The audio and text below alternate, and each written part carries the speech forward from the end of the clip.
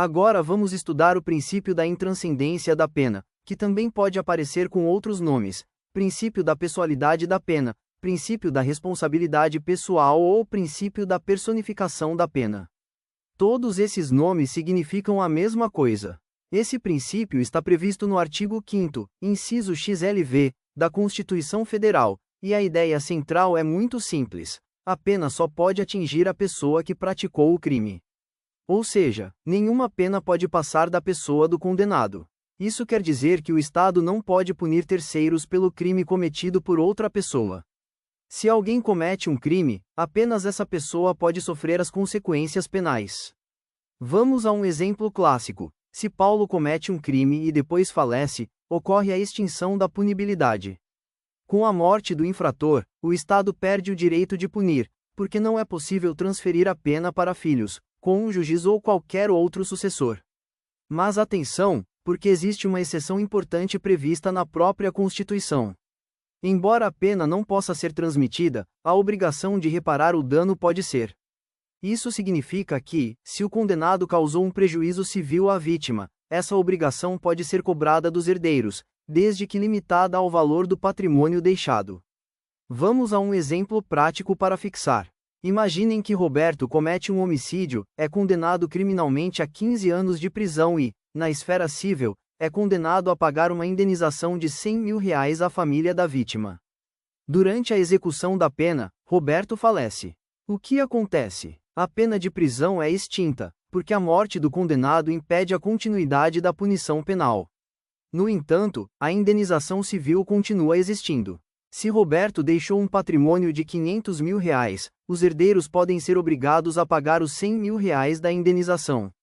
Se, por outro lado, o patrimônio deixado for de apenas R$30 mil, esse será o limite da responsabilidade dos herdeiros. Agora, um ponto muito importante para não confundir: a multa penal não é a obrigação de reparar o dano. A multa é uma pena, e não uma indenização à vítima. Por isso, a pena de multa não pode ser cobrada dos herdeiros.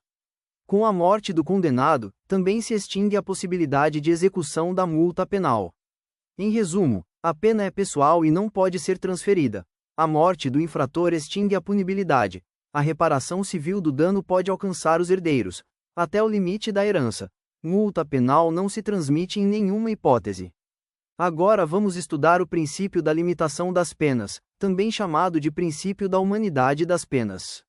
Esse princípio está previsto no artigo 5º, inciso XLVII, da Constituição Federal e serve para impor limites ao poder punitivo do Estado, garantido respeito à dignidade da pessoa humana. A Constituição é bem clara ao dizer que não haverá determinados tipos de pena no Brasil. Vamos ver uma a uma. Primeiro, a pena de morte. No nosso ordenamento, ela é proibida como regra, havendo uma única exceção, em caso de guerra declarada, e ainda assim apenas para crimes militares praticados em razão da guerra. Ou seja, não é porque o país está em guerra que qualquer crime pode gerar pena de morte. A exceção é extremamente restrita. Em segundo lugar, a Constituição proíbe a pena de caráter perpétuo. No Brasil, ninguém pode ser condenado à prisão para o resto da vida. E atenção! Não vale tentar burlar essa regra. Uma lei que fixasse, por exemplo, pena mínima de 60 anos estaria violando o princípio, porque, na prática, equivaleria a uma prisão perpétua. Também são vedadas as penas de trabalhos forçados. Isso significa que ninguém pode ser condenado a trabalhar contra a própria vontade como forma de punição. No entanto, isso não impede que o preso trabalhe durante o cumprimento da pena, desde que isso não seja imposto como castigo, mas como atividade regular e até benéfica para a ressocialização. A Constituição também proíbe a pena de banimento, ou seja, o Estado não pode expulsar um cidadão do território nacional como forma de punição penal. Além disso, são vedadas as penas cruéis, aquelas que causem sofrimento desnecessário, humilhação ou tratamento desumano. Esse ponto reforça o caráter humanitário do direito penal e o respeito à dignidade da pessoa humana. Por fim, é importante destacar que todas essas proibições são cláusulas pétreas. Isso significa que nem mesmo uma emenda constitucional pode abolir ou restringir essas garantias. Em resumo, o Estado pode punir, mas dentro de limites, penas desumanas, cruéis ou eternas são proibidas. A dignidade da pessoa humana prevalece mesmo diante do crime. Agora vamos tratar de um dos princípios mais importantes do direito penal e do processo penal, o princípio da presunção de inocência, também chamado de presunção de não culpabilidade. Esse princípio é um verdadeiro pilar do Estado democrático de direito e está previsto no artigo 5º, inciso LVI, da Constituição Federal. A regra é clara: ninguém pode ser considerado culpado antes do trânsito em julgado de uma sentença penal condenatória. Em outras palavras, enquanto ainda houver possibilidade de recurso contra a condenação, o réu continua sendo juridicamente inocente. Mas o que é esse tal de trânsito em julgado? É o momento em que a sentença condenatória não pode mais ser modificada por nenhum recurso. Só a partir daí é que o Estado pode tratar a pessoa como culpada e aplicar as consequências da condenação. Esse princípio possui duas grandes dimensões. A primeira é como regra probatória, também chamada de regra de julgamento. Aqui, a lógica é a seguinte: o ônus da prova é do acusador, seja o Ministério Público ou o ofendido, conforme o caso. O réu não precisa provar que é inocente, porque ele já é presumido inocente desde o início. Se, ao final do processo, restar dúvida sobre a culpa, aplica-se o princípio do indúbio pro reo, ou seja, na dúvida, decide-se a favor do réu.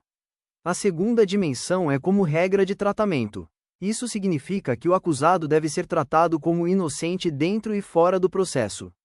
Na dimensão interna, dentro do processo, o juiz não pode agir como se o réu já fosse culpado. Por exemplo, não se pode decretar prisão preventiva apenas porque a pessoa está sendo processada, pois isso seria presumir sua culpa. Na dimensão externa, fora do processo, o simples fato de responder a uma ação penal não pode gerar consequências negativas automáticas na vida do acusado. Um exemplo clássico: o candidato não pode ser eliminado de um concurso público apenas por estar respondendo a processo criminal. É importante esclarecer um ponto que costuma gerar confusão: a existência de prisões cautelares não viola a presunção de inocência. Prisão preventiva ou temporária são admitidas, desde que devidamente fundamentadas e baseadas na necessidade de evitar riscos, como fuga do réu ou prejuízo à instrução processual. O que não pode acontecer é usar a prisão cautelar como antecipação de pena. Outro ponto relevante: inquéritos policiais e ações penais em andamento não podem ser usados como maus antecedentes. Tanto o STF quanto o STJ entendem que isso viola a presunção de inocência, já que nesses casos não há condenação definitiva. Esse entendimento está consolidado na súmula 444 do STJ.